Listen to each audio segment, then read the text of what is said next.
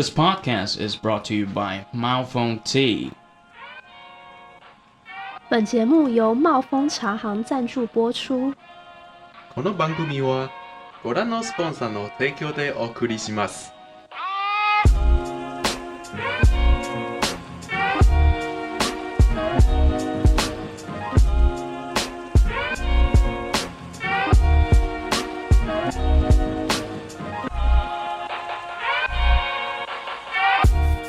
Welcome to RichAudio. My name is Richie Ho, and in today's episode, we're diving into how Apple products can help college students learn and succeed. Joining me today are Mr. Wenyen Gabriel and Kelly. Hi. Wenyen has graduated from university, and Kelly is still a university student. They both use Apple products regularly in their studies. Welcome. Hi, my name is Wenyen Gabriel, and I major in English instruction. I got all kinds of Apple products, including iPhones, iPads, Macs, Apple Watch, and AirPods. That's right, he's really rich. So, hi, I'm Kelly, and I'm currently majoring in English and psychology. And I use iPhone and iPad, and I have a Windows system. Computer. Yeah, cool. Okay, we today have a really special guest, Marcus. Hi, hello everyone. I'm Marcus. I'm an elementary school teacher, and I major in visual art. Okay, now let's start with the devices. Kelly, I know you use iPad and Apple Pencil a lot in your studies. Can you tell us how these tools enhance your note-taking, drawing, and using digital textbooks? I usually download my digital textbooks or like study materials from online or the teachers provided, and then I take notes on them using some note-taking apps. Okay. Wenyen, do you have anything to add on this note-taking experience? I would say that iPads really lightened my backpack a lot. Like, we have all kinds of textbooks like that are as thick as dictionaries. And when you think that you can put all of those papers into a thin and light tablet like iPad, I think it's worth the money. So it's just that all you have to do is carry an iPad and you go to class. Well, basically, yes. Well, how's that experience for you? Like, without all the textbooks and having an iPad, how does that impact your studying in a classroom? I would say that as long as I had the iPad, and the teacher just says anything, I can just jot down notes with Apple Pencil. And if there is something on the slides that isn't provided in the materials, I can just quickly use the camera and take a picture or scan the documents that it's on the screen and import it into the note-taking app. Kelly, do you have anything to add? Honestly, I really feel you on the weight aspect of textbooks, because sometimes you have like 2, 3, 4 classes in a day, and every class you need like a dictionary textbook. And if you only bring an iPad versus like 4 kilos of book, it's really a lot of difference. Okay, Marcus, you're a teacher. You're not a student. How do you use your iPad? I can speak Chinese. No problem. This is a bilingual podcast. 都可以。OK， 我其实很常用在教学上，就是让学生可以去记录他们的生活，然后还有他们的上课的点滴，当然还有去做一些影像记录、影像的创作这样。对，然后像是做动画啊，或者是说拍一些影格动画，然后一些 video 的一些影像记录这样，摄影的方面也都会有。对，这方面都是还蛮常尝试的。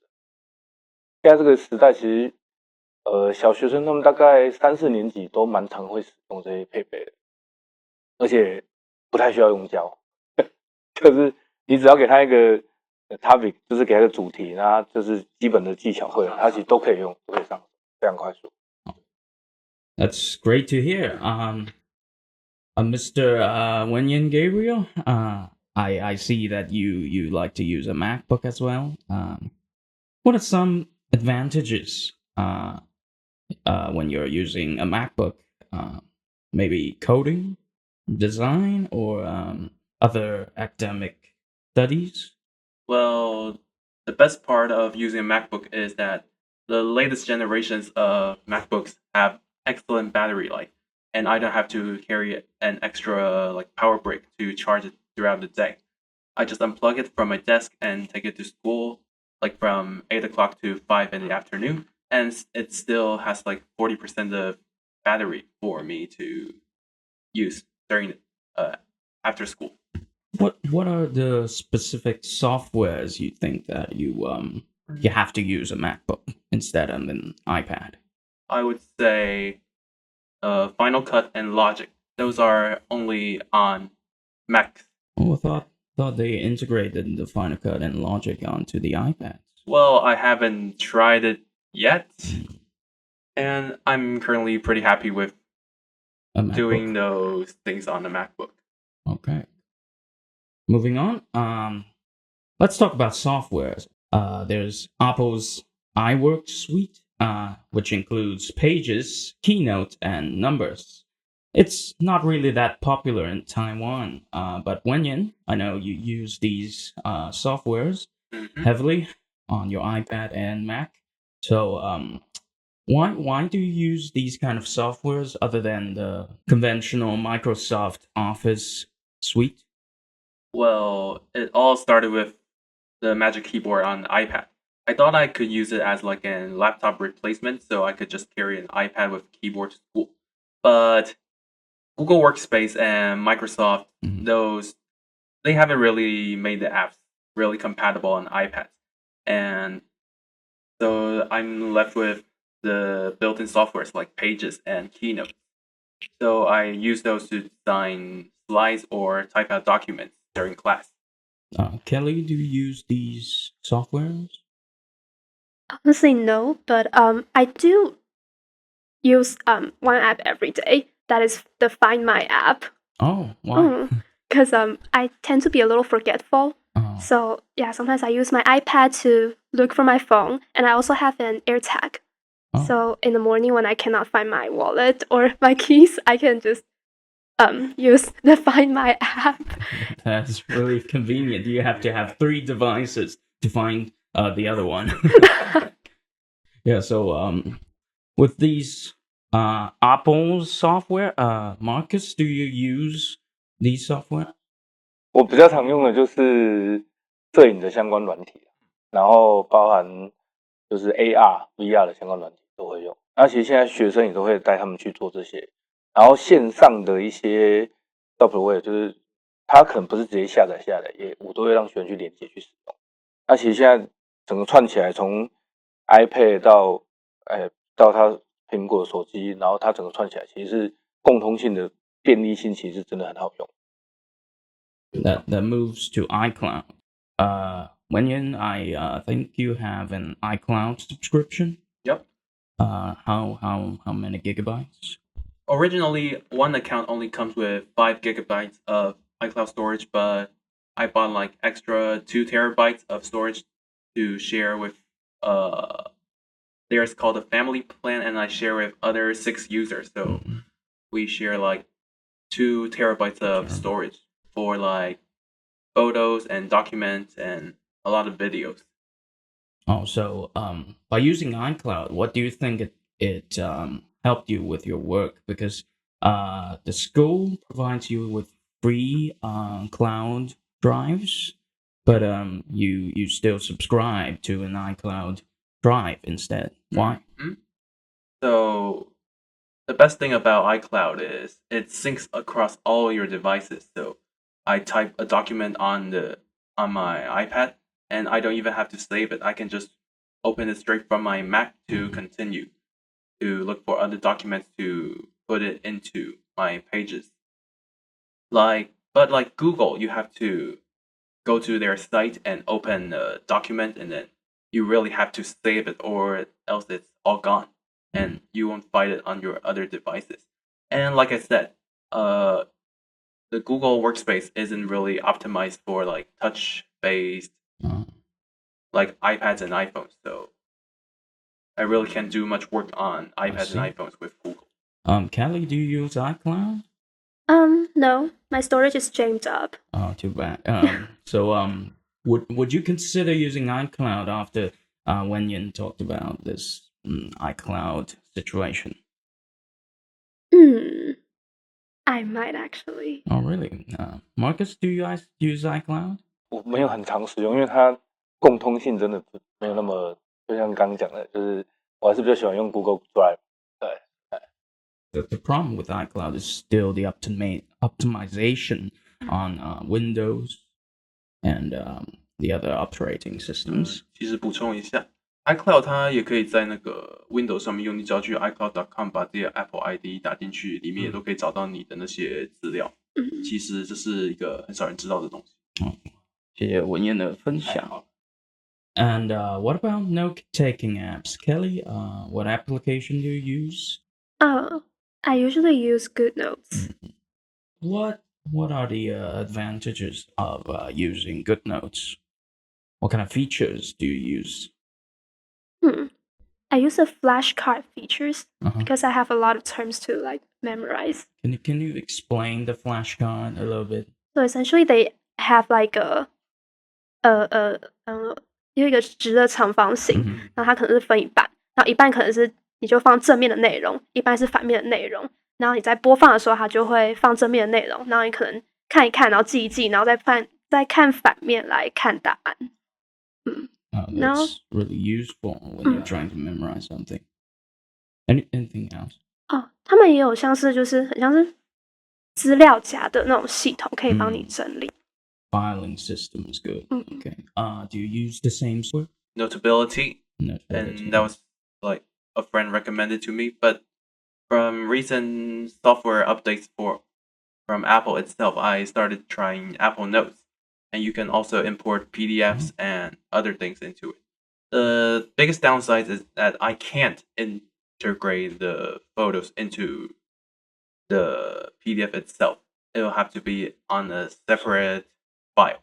Like that. So would you recommend using Apple Notes if some students were to buy an iPad? If they are just simply doing markups on Notes, I think it would be fine for them. Okay. Now let's talk about benefits and changes of using Apple products. What are the benefits during your studies when you're using Apple, other than just paper and pen? So as I mentioned, it's a lot lighter than carrying a ton of textbooks. And also even though I forget a lot of things, I will never forget my iPhone. So even if I were to come to school empty-handed, I will at least have an iPhone for me to look up the files and take notes in it. How about Kelly? Do you have anything to add?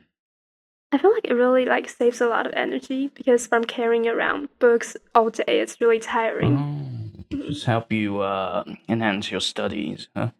Yeah, and also right, yeah. I guess it's like you have an extra screen to like watch videos or like look up stuff. Yeah, it's always more convenient than paper. On the flip side, we should address some challenges.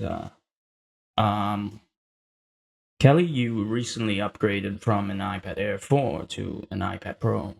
Why is that? Because I take notes with Apple Pencil a lot. And for me, the iPad Air's 60 Hz refreshment rate is just not really enough because like my writing becomes really ugly and it's really frustrating. So you can actually notice the speed of the refresh rate and your pen is delaying. It's not really delaying. It's just like when I'm writing a curved line with like maybe I'm writing an R and it turns to V very easily. And like it turns to a straight line. It's frustrating. Like I can recognize it, but it's like I just really want it to be like because I have used my sister's 120 Hz iPad Pro, and it's like not as frustrating. And it's more fulfilling for me to take notes and more motivating for me to read my own notes. Do you have the same problem as Kelly, having only a 60Hz screen and cannot write an R? Here, in IUT Store, we have iPad Pros, iPad Airs, having you the brand new iPad Pro M4. You will never have that problem again. We also have MacBooks, MacBook Air, and MacBook Pro that also comes with an ARM processor. Last but not least, you can buy iPhones from us. We have iPhone 15 Pro, iPhone 15, and many other series. The link is in the description below. Wenyen, do you ever use the 60Hz screen since you're that rich? I just sold my iPad Pro and currently on an iPad Air 3rd generation. Wow. And I gotta say, the first gen pencil is darn heavy. Oh. Am I allowed to say darn? Yeah, sure. Swear away. Anyways, let's go back to the upgrading from iPad Air 4 to iPad Pro. How did it cost you a lot of money to upgrade the iPad? It cost me like $8,000. Yeah, I guess it depends on different people, different situation. For me, it's not really a lot. Did you sell your old iPad? Yeah, I sold my old iPad to Exchange for a new one. Yeah. On some second-hand market? Yeah, it's a refurbished iPad. Right. Cool. Okay. Let's talk about some other challenges, especially those challenges that happen in the classroom. I heard that some students would use their iPad to watch, for example, MPA in the back of a classroom. What's your thought on that? 我想一下哦，就是之前我们教授他上课上一上，然后后面同学真的就开始滑一滑，然后就不小心四指一滑就跑到别的 app 去了。有可能是在看篮球赛，有可能是在打篮球游戏，但是老师就下来训他说：“哎呀，没在上课啊，那里看篮球比赛。”那老师最后怎么处理啊？一起看吧。老师后来就他好像不能怎样，就叫我们把那个就是上课讨论的记录就写好就好了，然后就后来看起来那一组就是只有一个人在做事，那后来发现这样真的不太行，所以我有听学弟妹在抱怨说，老师说上个学期你们的学长们在后面都在用 iPad 看篮球比赛，所以这学期就禁止他们使用电子产品，然后都叫他们把上课的讲义全部印下来笔写。确实在使用 iPad 的情况下是还蛮容易分心的。Marcus， 你这边有什么？作为一个国小老师，你们在用 iPad 的时候，学生是不是也很容易分心？超级容易分心，他们好像就被 iPad 吸进去一样，所以你仿佛看到他们的头是不见的，就进到荧幕里面去了这样。然后他们就所有专注力，你讲什么大概都是从他的头飘过去，他听不到你在讲什么。但 YouTube 在讲的话，全部听得懂，所以我们都必须要设一些锁定的装置啊，就是有一些 App 就不能用，然后只能开放哪些 App。但有些学生也很聪明，他会解，所以就是防不胜防啊，就是他们就有各式各样的方法，然后就跟你说，我不小心滑到了，我不是故意的啊。你也就是刚我跟你讲，我也不能怎么样，好，滑回来这样子，就是这样子吧，很常发生啊，现在几乎每个学校都遇到类似的状况，自制力要比较好。对，像我之前去带其他学生，然后也是使用 iPad 的时候，我就想说，里面的工具应该要，就是我在上面做，然后带他们一步一步做，但是每次的状况都是 iPad 发下去，全部神游。对，所以 Apple 它会出那个 Class 那个 App 啊，就是让老师可以去设定他的所有的使用状态，这是后来才出来的。Let's move on to some real-world examples. When I first came to my university, I noticed that a lot of students are using iPads. Do you have the same idea of like everyone's having an iPad taking notes? 就是怎么说呢？那时候有一年就疫情爆发，然后所以大家都变成在家里面，然后我突然过了一个暑假，大家访完一回来之后就，大家人手一机了。可能那时候返校专案就觉得有需要就赶快买了，因为那时候真的你什么笔记都没办法，然后你还要特别从网络上载下来，再拿去影音店这样把它印出来的话，蛮麻烦的。所以说，就是作为大学生，你可能觉得 iPad 是不是一个必要的东西，让你可以像老师会发一些讲义啊，很长这些讲义都不是一本书，你都是要自己去印，是不是 iPad 就会很方便？这样，我觉得确实就是不用把讲义印出来很方便。不过如果说真的是，我会觉得可能没有，并不是必要，但是如果有的话，真的还蛮赞的。Okay, let's wrap up today's discussion on how Apple products are helping college students learn. We hope you found this episode informative and engaging. Thank you to Mr. Wenyen, Gabriel, and Kelly. Also, Marcus, our special guest, to be on my show. We'd love to hear your experience with Apple products in education and share stories with us. Don't forget to subscribe to RichAudio for more episodes on the latest in technology and many others. Bye for now.